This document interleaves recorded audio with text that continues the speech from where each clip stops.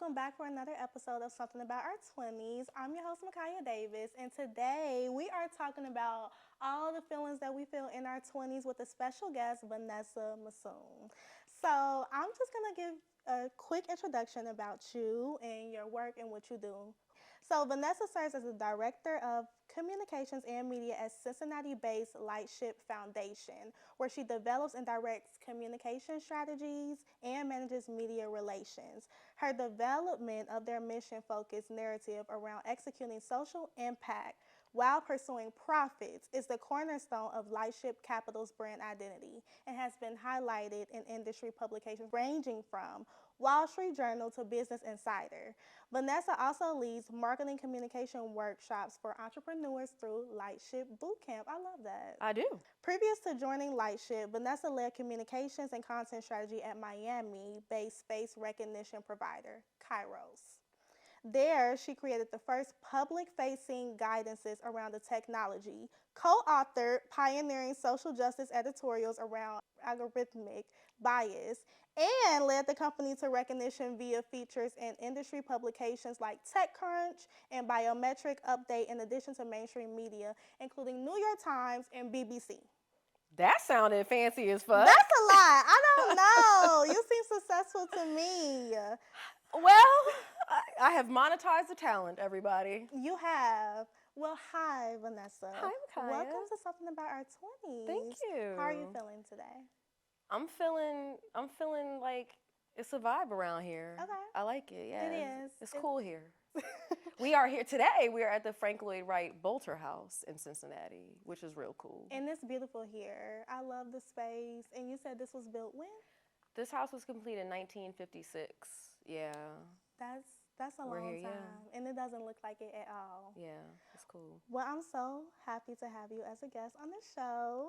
Well, let's talk, Micaiah. Let's talk about it. Talk about our 20s. So let's talk about our 20s. Let's do it. Okay. First, let's take it back to Vanessa in her 20s. Tell me about who Vanessa was. What were her aspirations? And did you know what you wanted to do career-wise? Let's go through it all. Who was Vanessa in her 20s? What was she like? Vanessa, in her early 20s, was lost in the sauce. Vanessa, in her mid-20s, was scraping it together. Vanessa, in her late 20s, was highly professionally driven, still very personally lost in the sauce. Mm-hmm. So I spent a lot of my 20s really just trying to figure out how to be out here in the world. And when you say lost in the sauce, explain that to me. I mean, like, okay, so I had a real wild upbringing, so I didn't have a super great foundation.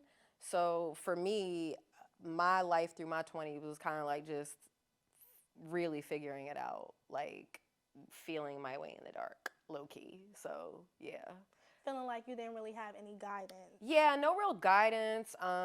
Really, no real direction other than like, I mean, I've always known I was intelligent. I never had like, terrible self-esteem issues. So I was just like my whole energy through my 20s was like, I mean, I'm gonna be all right. Like I don't really know what I'm doing, but I'll be okay. That's good you were positive, because I don't think a lot of us have that positivity at all. So where did that positivity come from? How did you continue to make sure that you instilled that within yourself as you went on throughout your 20s? Girl, I don't know.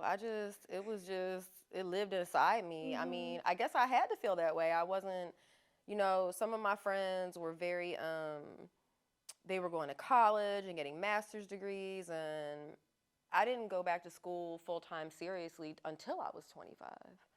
And, previous to that, I just kind of like working jobs, and I mean, I always got money, but like, right, okay. You feel me? I just didn't really know what it is I wanted to do. I think that I was really honestly what you would call like a late bloomer. Yes. Yeah.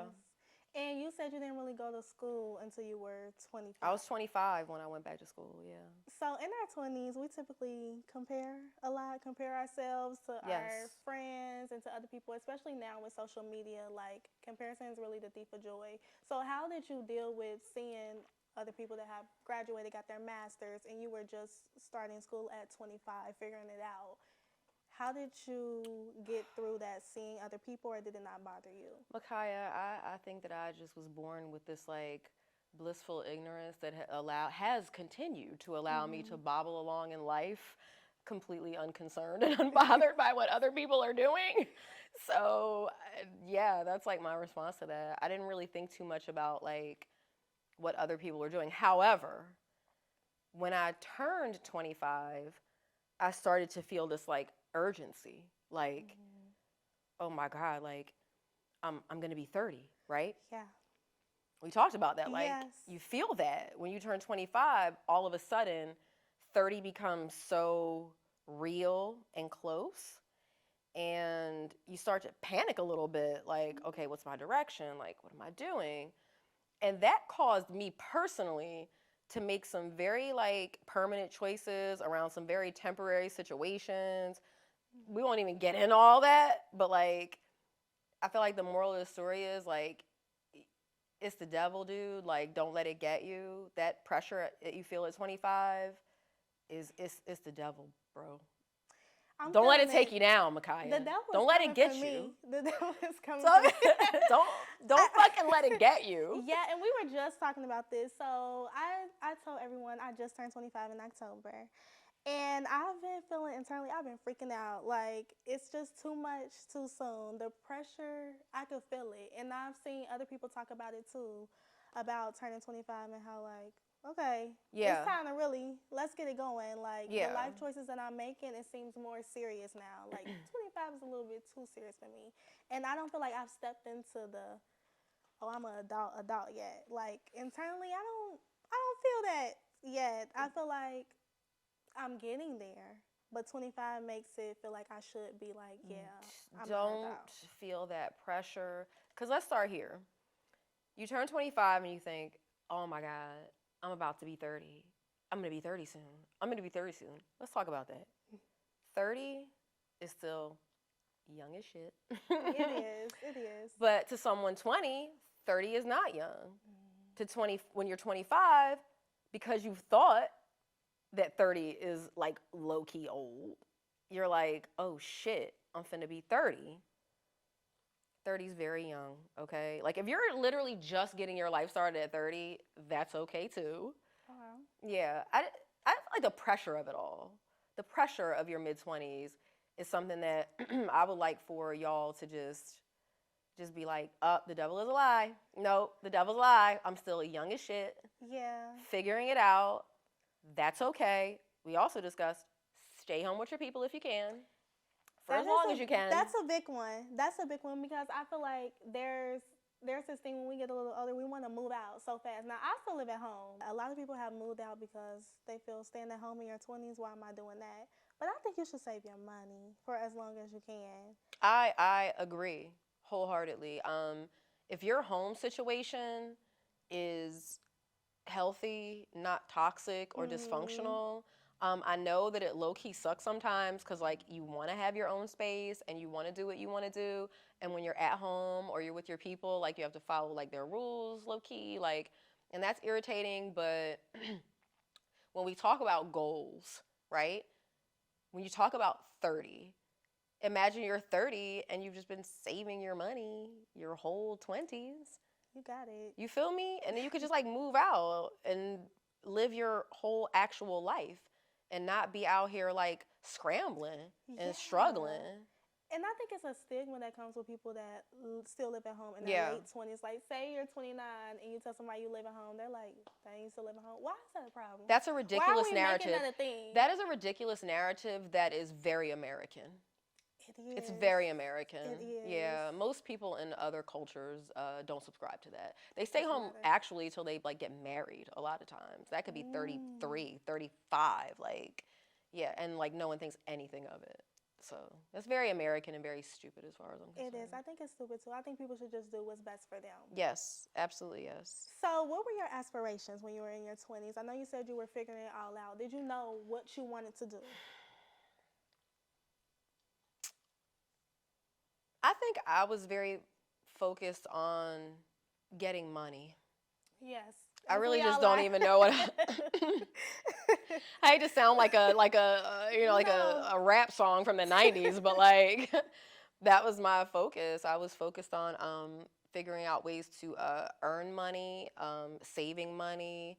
I was very focused on money in my 20s and my 30s and my 40s and probably till the day I die. But like when I was in my 20s, like I said, I didn't go back to school until I was 25, and the writing, the communications, I wasn't, that wasn't something I aspired to. Like I didn't go to school for it. When I was in school, uh, my concentration was initially international studies with a focus on like, I took a lot of foreign language, Arabic, Spanish.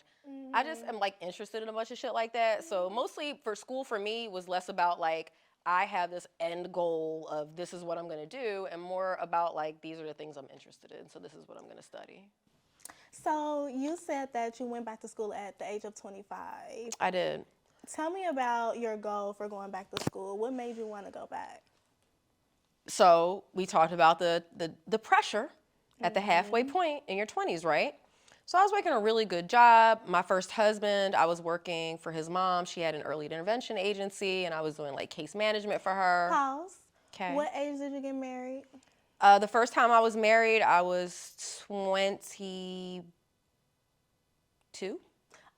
Yeah. Okay. Don't do that. Yeah. He was a great guy, but like that's way too young to get me. He was a little older than me, but like 22 is like way too young to get married. I had an episode about that. Did you? And there were a few people that were married when they turned like 22, 23. Yeah. And they said if you found the person that you love at that young age, why would you wait? That's cute, but like marriage is a whole nother conversation. Like we Yeah. live in 2024, damn near. Like marriage is a whole nother That's a big step. cultural conversation. Yeah. I wouldn't advise it, but like if you're into it, like do what you like. So I started to kind of like feel like, okay, I had a great job, everything was cool, but I was like, shit, like, what am I doing? Like, maybe I should go back to school. Cause I tried school when I was like 19, but I didn't take it very seriously. And the way that I came upon the communication stuff is that an English professor pulled me to the side after class in like a 102 English class and was like, hey, like you are really a talented writer. He nominated me for the National Honor Society, and he told me that if I wanted to have a professional career as a writer, that I could likely do that. And I thought like, well, shit, okay. Well, cause I'm hood, I was like, all right, right? So for the next like 2 years, I was writing college papers for money. And I was like getting money doing it. And then I met this hedge fund guy and started doing brand messaging for startups. And that's how it started. So yeah, I was like 26 when I started this work, really. That is so crazy. Yeah. It's like it just kind of fell into your lap. It did. A little bit. As most of my opportunities have, honestly. I don't like, I wish I had a more concentrated, deliberate story to tell. I really don't. I think that shows that we think that we can plan out our life in our 20s and do it step by step, but it really seems like it does not happen that way. Like different things will just come, and if you try it, maybe something will come from that. So it's kind of all about trying stuff. Yeah, you know what? I feel like if anything, that's the energy that I like. I want to kind of like pass to people in their 20s, including my own children. I have a 25-year-old son, okay, and an 18-year-old son, and everybody's journey is not the same.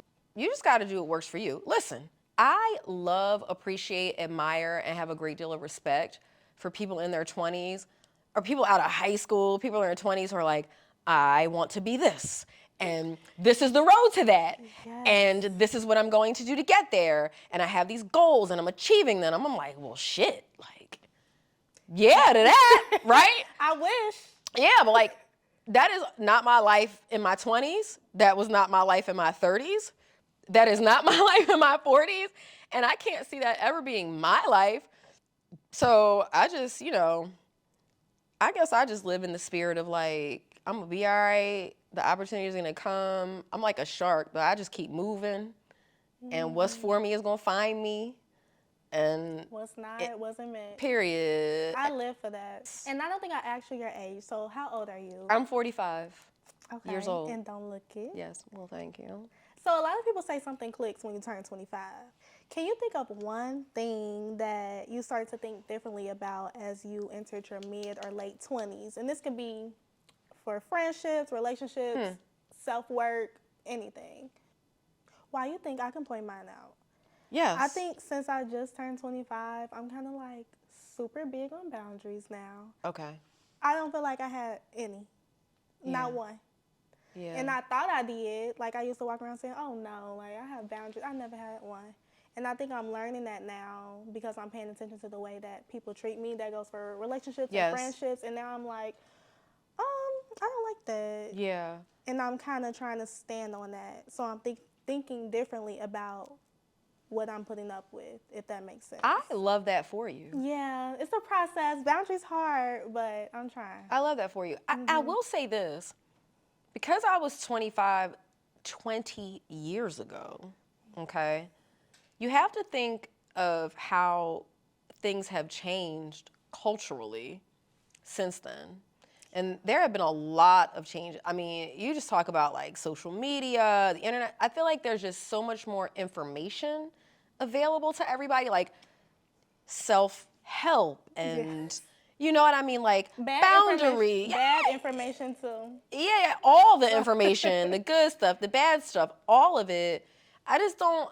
At 25, I feel I was like way less like self-aware than people are 25 and self-aware now. I was not that self-aware at 25. That's true because it is at our fingertips. Like it's right Yeah, there. like there was no like influencer culture. Like you couldn't like click and be like the affirmations, the meme. Listen, I subscribe to meme culture personally. Like the algorithm knows me. I'm like, yeah, fuck this, get money. Like I subscribe to it. You know what I'm saying? You don't deserve that. You know, do better. Like it's like the internet can be a scary place, but it can also be a very fucking like affirming and wonderful place. It can, right? If you're looking at the right stuff. Yes.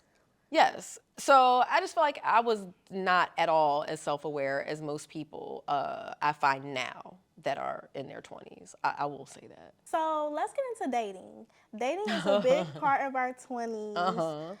How was your dating life when you were in your 20s?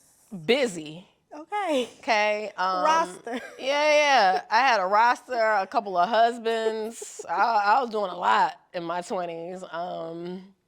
Girl, had a lot going on. So you got married when you were 22? 22, yep. And then after that? We stayed together about 3 years. Then I got married again at 27. Okay. Yes. And then, and that lasted probably 4 years. Yeah, into my like early 30s. So yeah, I had a couple of husbands, a couple of boyfriends. My 20s let me tell you something, I wasn't very career focused to my mid 20s, but I was very focused on like love. Yeah. My coworker actually, Lexi. Hey Lexi. She says all the time like I'm like basically collect husbands like infinity stones. So we'll see about that. So do you think that was because you're like so big on love and you just found so many people that you were compatible with, or what kind of was it? Because the dating pool is kind of crazy out here now, and I just can't imagine finding people that I could connect with, like having that opportunity to find so many people that I connect with in my 20s. No, I mean, I've only found... Maybe it's wild out here. Or maybe I was just dumb. I don't know, like, you know. Or maybe it was a different time. And that too, like, yeah. No, well, I don't know about that, Micaiah, but I will say that, like, so now it's like a dating show. I never, like, there's, like, never been a shortage for me of men who people would consider good men, right? It's the Libra energy, like, it is. You know it. It is.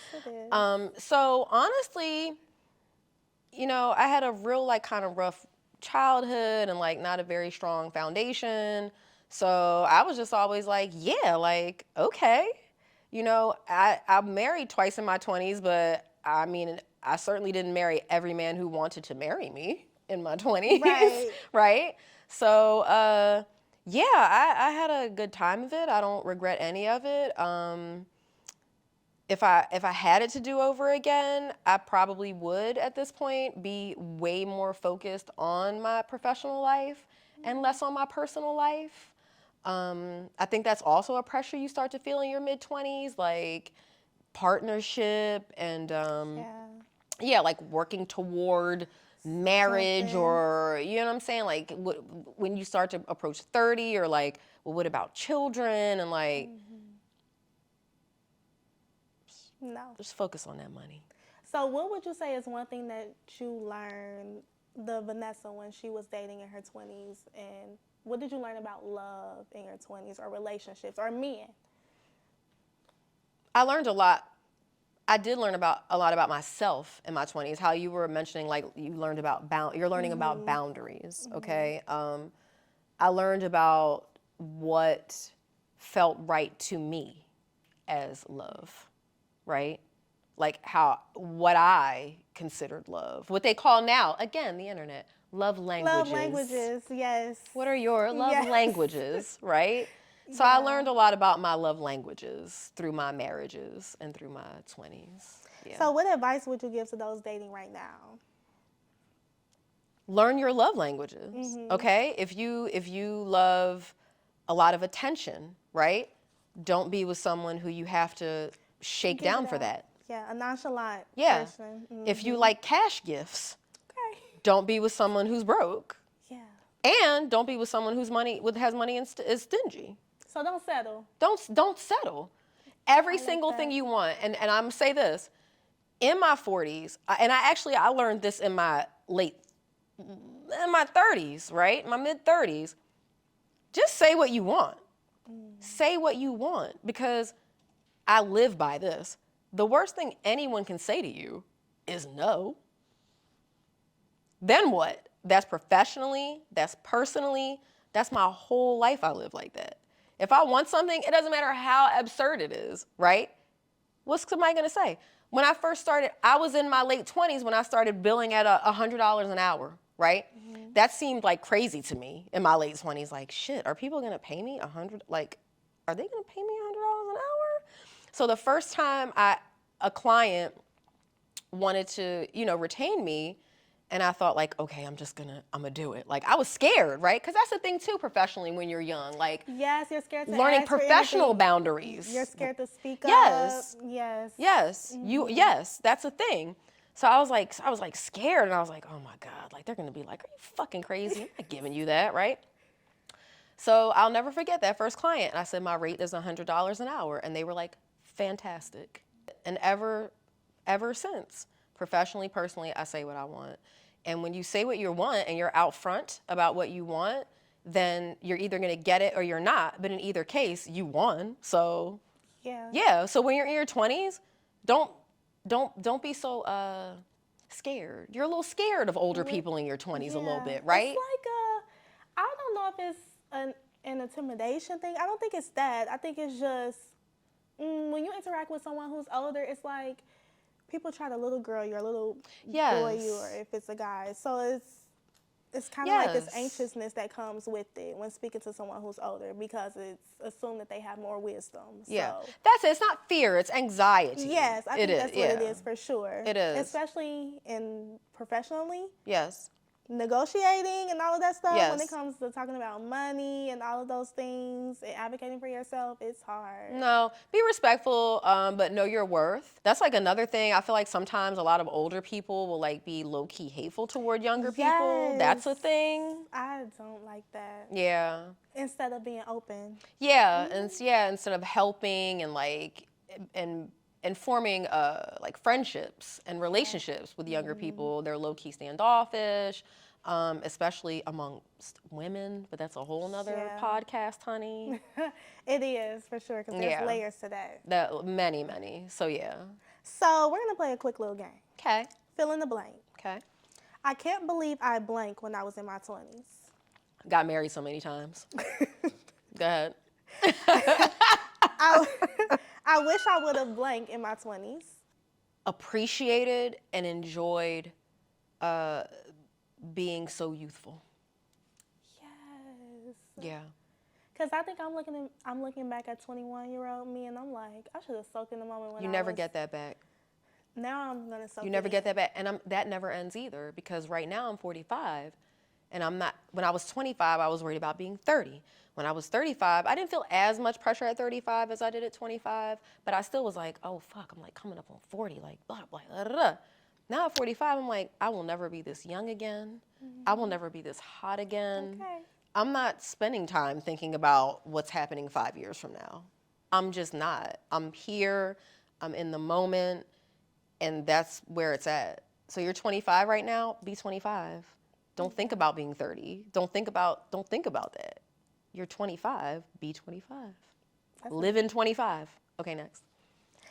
I appreciated the blank about my 20s. The litness, because all the times I got married, and even still, like, right? It was wild. Like, I Being in partied your 20s still. is Like, fun. so I had a lot of fun in my 20s. I don't want to Yes. make it seem like I was just all, like, tied down and it was shitty and bad. Like, it was fantastic. I had a great time in my 20s. Yeah, Yeah. I'm definitely embracing that. Your I'm 20s having are very fun. cute, very cool, especially if you have a good profession, or you're like earning money and like you can do things. Like, yeah, my Do 20s. it. Yeah, my 20s was great. Fantastic. Don't sit in that house. Get No. out. Get out. My Do 20s was something. great. Yeah, I loved it. Okay, I love that. So now we're gonna get into your journey a little bit. Okay. So when did you start to feel like you were on the right path career-wise? Like, what was it that clicked that made you feel like, okay, this is, I'm on to something here, or I'm doing something now?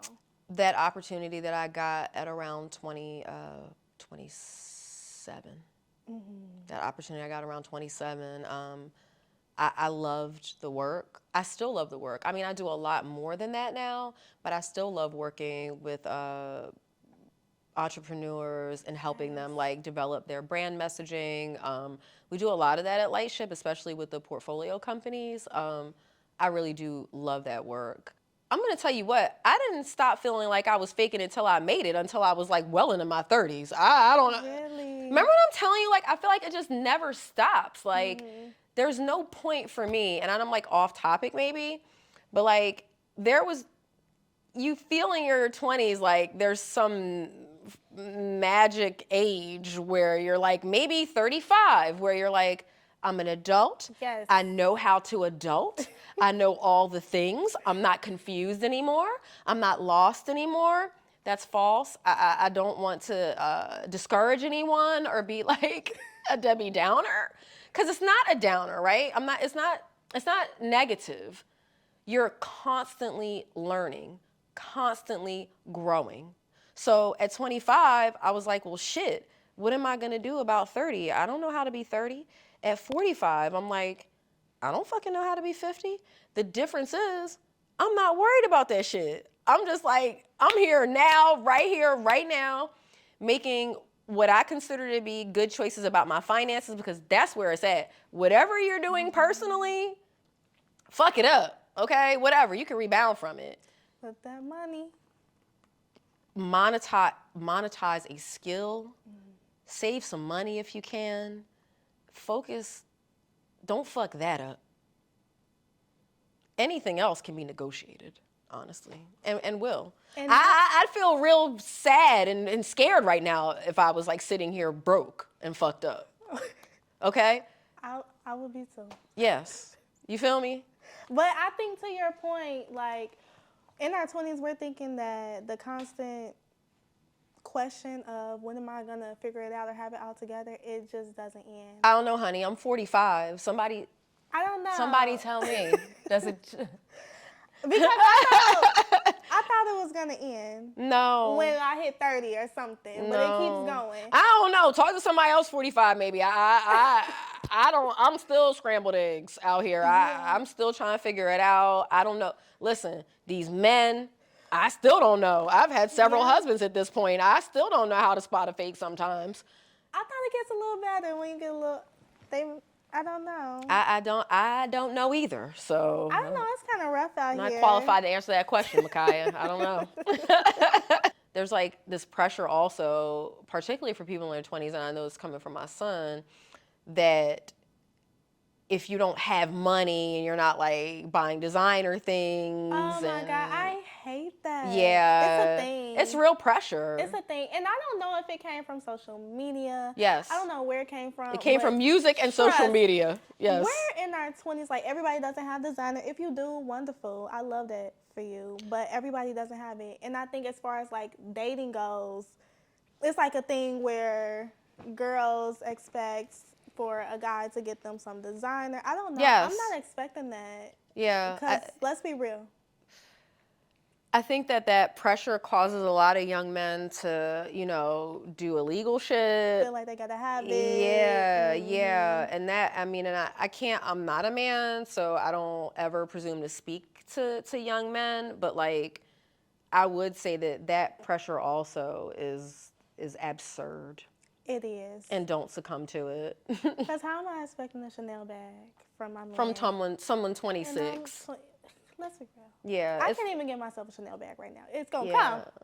But right now, no, I can't. Yes, so I shouldn't be expecting that. Manifest it, work toward it. But don't, and also like, don't be unrealistic in your expectations, because I think some people are very unrealistic in their expectations of themselves and others. Yes. So let's talk about your role right now. Okay. In 2018, you became the Director of Communications for the Lightship. So can you give a brief overview about the Lightship and the work that you all do? I know I touched on the work that the company does for entrepreneurs, bringing profit to them, but what else has the Lightship done for those who may not know?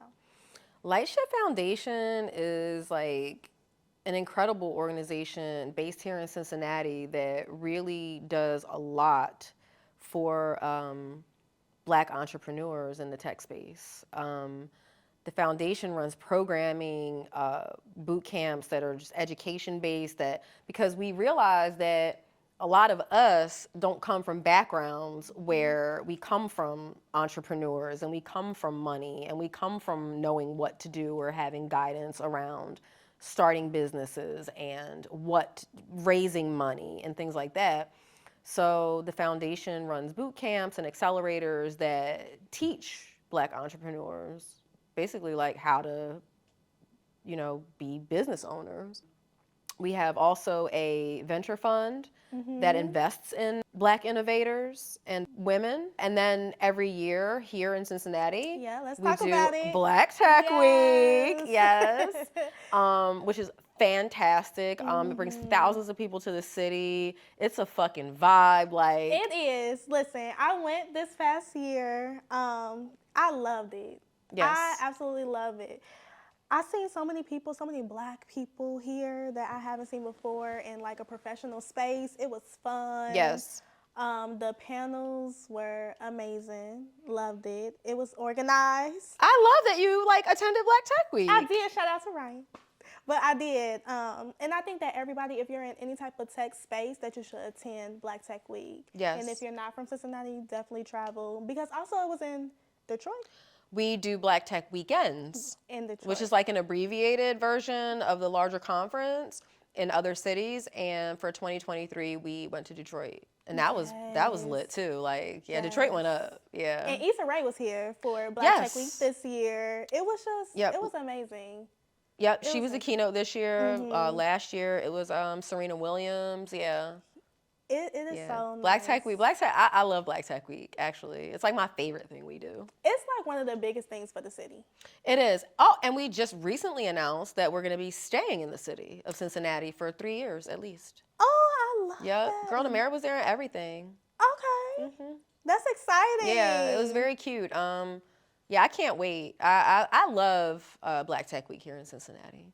I love Cincinnati, actually. I think Cincinnati's a really cool city. It is. Yeah. Cincinnati is really nice. I'm into it. It's trying to be up and coming. I think it just needs to be put on a little bit. Yeah. You know what I'm saying? Yeah. And Black Tech Week is doing that. Yeah. People probably weren't checking for Cincinnati until they heard about Black Tech Week and they came. It was just so many people. It was packed downtown. Yeah, it is. It was a lot. Yeah, and Black Tech Week's a vibe. It took a lot of planning to go into It does. Black Shout Tech out Week. Siobhan, Lexi. My team is fantastic. The people I work with. We were talking about Lightship.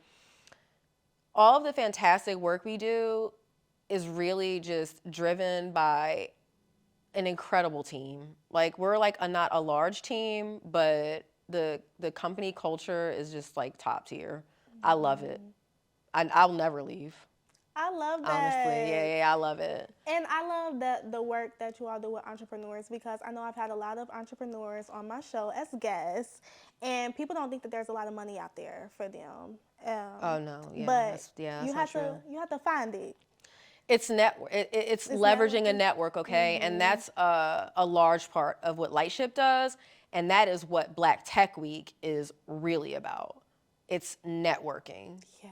Content, connection, culture. Like that's it. You're going to learn, you're going to connect, and it's a vibe. Like you're just there hanging out. Yeah. Everybody's on the same type time. Like yeah, it's just cool shit. You know, you've been there. Yeah. It was everything. Yeah. It was everything to me. Come to Black Tech Week 2024. Make sure you get your tickets. Yes. So I want to leave off on you giving some advice to those who might be feeling stuck or might be taking their 20s super seriously, or just feeling lost right now. What would you tell them? Nah, just vibe. Okay.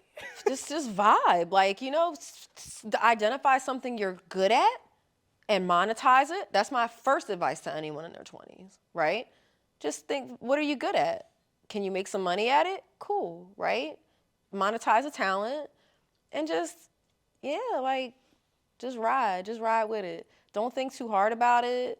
You know, don't spend up your money like it's like, again, you're not in fucking retirement here in 5 years. So you can spend your money, have a good time, right? But like, you know, you're growing into responsibility and it's all just, it's chilling. Don't feel too much pressure and don't ever make permanent decisions based on like temporary feelings.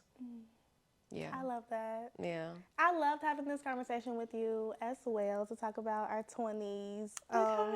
It was great. I love how you were so open and honest. And honestly, it's inspired me to not take too serious because I've been taking it serious. Too serious. What's up? Where we at tonight?